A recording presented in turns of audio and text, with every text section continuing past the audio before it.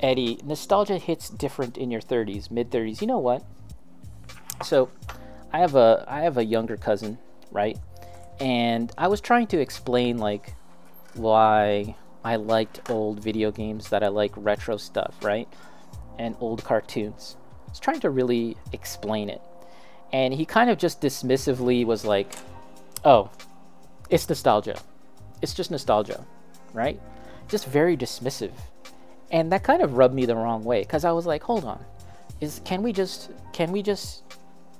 is that something that you just sort of wave away like it's nostalgia? The reason why you like it is nostalgia." And it was like, I've been thinking about that. Nostalgia. What does this mean? Is it just because I remembered liking it as a kid? But does it have any value on its own? Was there something good about it on its own, or was it just because I was a dumb kid that I liked it? And I've kind of settled upon this. Now you got to know history. Yeah, so I've kind of settled upon this, that there's a reason why people kind of come back to the 80s, or with music they come back to like the 70s or 60s or whatever, and old movies, right? Black and white movies, Akira Kurosawa. There's a reason why people come back to these old things, and it's because they're good, okay? There was something inherently good about them that has become timeless, and that we like them because they're good and they've stood the test of time. Because here's the thing. So if and it's not just this one encounter I had with my cousin, but I see this online periodically where people are just very dismissive of things that are old and people who like old things as nostalgia, right? There's an implied value, because then they are implying that there's a certain value to things that are new, that make the new things better than the old things. And that cannot possibly be true, because a lot of stuff that's new these days is utter trash. Can we all agree upon that? No, I'm not saying everything, right? But all you need to do is take a look at the latest trailers that are coming out for Netflix, right? Take a look at the newest movie trailers that are coming out. And you can music, you know, there's again, I'm not making a blanket statement on everything that's new, but the implication that new things are better than old things, it doesn't work that way, because some things that are new can be good, some old things can be good, right? And I find that a lot of younger people don't necessarily understand that. They just place a higher value on things that are new because it's new. I don't know.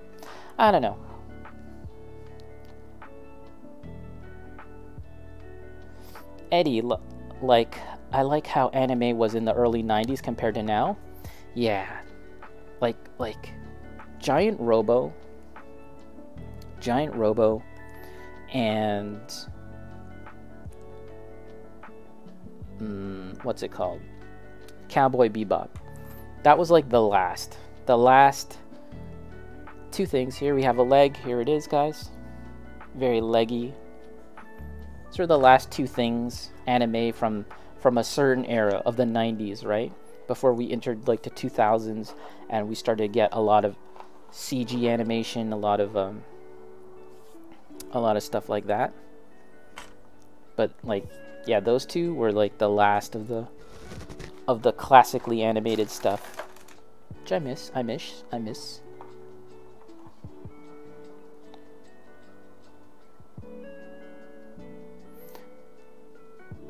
Eddie, not much innovative ideas, just a lot of cut and copies and retranslated. Shit, even the Gundam OVAs. Goro, the same with comics. Everyone is so certain that the industry died because of games or the speculators market, I think is what you're saying. But does anyone remember how bad stories had gotten once comics crashed? Maybe people want better comics, or comics about something they care about. Yeah, so, yeah, it's the youth. It's the youth. I blame the youth that they're sort of caught up in their own world, and you know what, more power to them. But eventually you kind of come to realize that it it's not just the new things that are good and interesting, and that there's a lot of value in stuff that's old. And I say that, and it's not like I only like the stuff that I personally grew up with, and therefore I'm attempting to defend I'm attempting to defend Transformers or whatever, right? I like stuff that's even older than I am, that was before my time, I like old stuff too, so every day I watch Bonanza. Do you guys know what Bonanza is?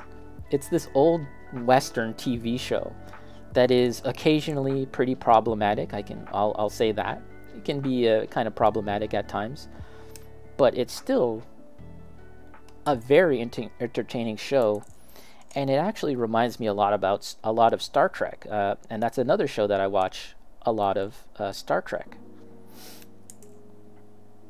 And the original series of Star Trek was way before my time as well.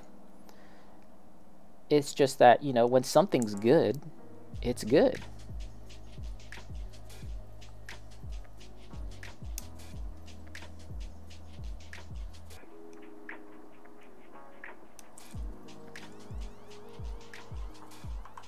Goro, you remember Bonanza?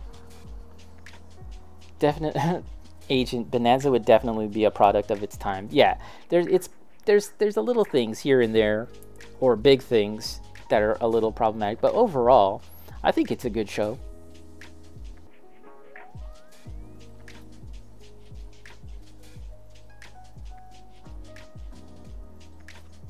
Agent, it's like how some older mangaka and anime directors in Japan claim that the industry has been destroyed because it went from being for otaku to being run by otaku.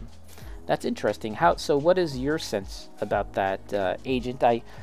I've never really thought about that. Would you say that statement rings true? Yeah, because I have to say that I'm not too knowledgeable about the industry at large, and market forces, and who's making the decisions behind all the cartoons and the anime that I watch. I will say that there was a period of time in the mid 2000s where I just stopped paying attention to anime. I don't know. I don't know if it was the anime was bad back then, or it was just me. But it felt like there was this period of time where I just didn't really care for what was coming out. And then right around the time that Attack on Titan came out, right around the time of like One Punch Man, I was like, whoa, whoa, whoa. There's some cool stuff happening in anime again. It's time to pay attention. That's kind of like the gap, for me at least.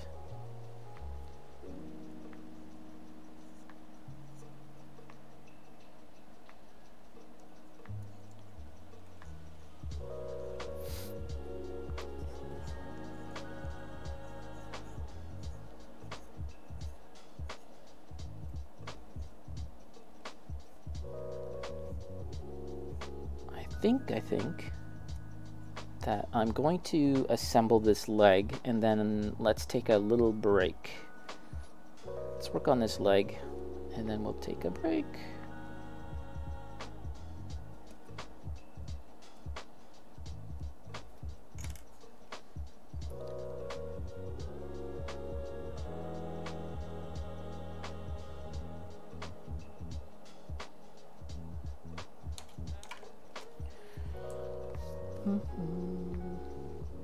Eddie, and now every year has less and less hitter titles.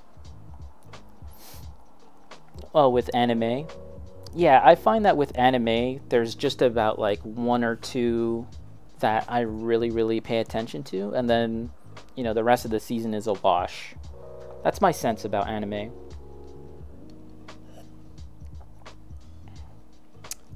Agent, I can definitely agree with the idea that it feels more like shows are much more mass-produced, gotta really dig sometimes.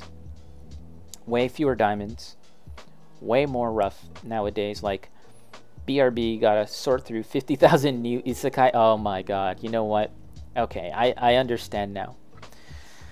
The isekai stuff? Exactly. Right? Right? Eddie. Okay. So, when I was like trying to discover, like rediscover anime and relearn what's good, what's going on, I was like browsing Crunchyroll or whatever. And it was like, okay, what about this one?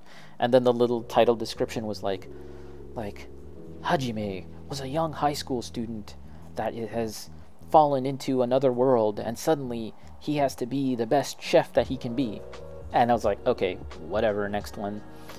And then it's like, Nozeru was a young high school girl until she fell into another world, and now she has to be the best tennis player that she can be. And it's like, okay, next one. And then it just goes on and on. They're all just like, the hell? Why is it that they're all the same? I completely just dismiss anything that's isekai pretty much. So many.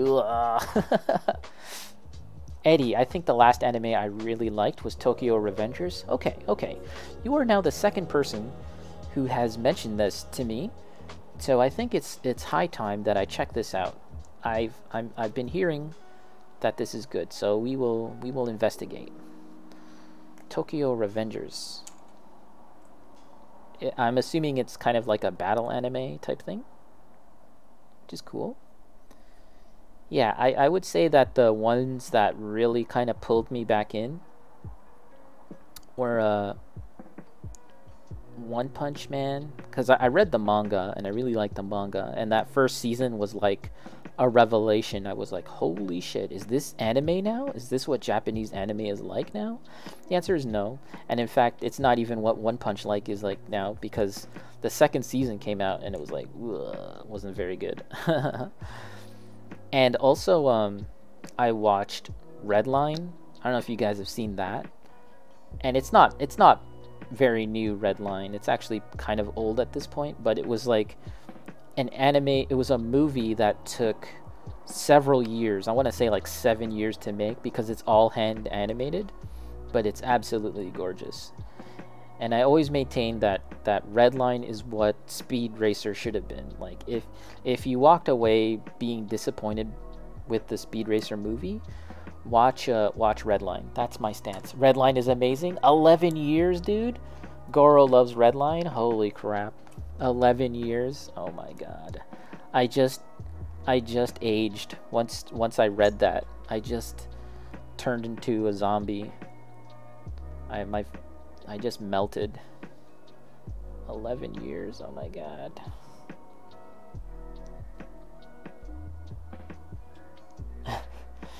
It was something crazy. It was amazing at the time. Yeah, it's amazing today.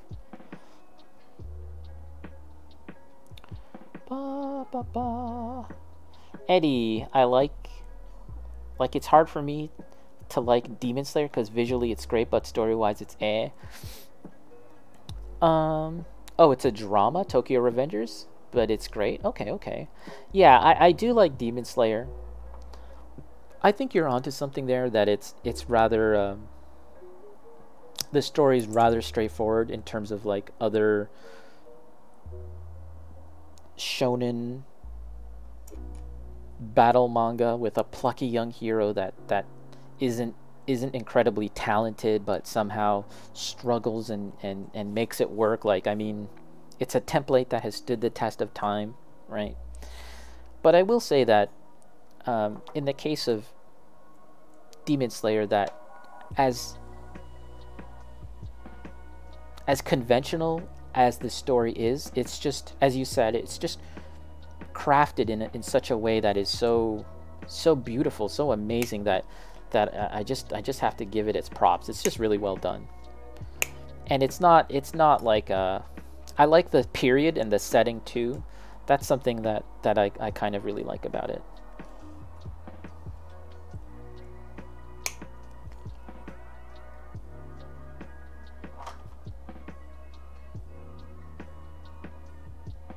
Agent, and there's actually some good ones even within that genre, but there's so much chaff that it's hard to find. It's created a false meta that makes it harder for unique, more thought-provoking titles to stand out. So this is regarding isekais, right? So here's my issue with isekai. Is that, for me, why don't you just tell a story that is set entirely within the fantasy world?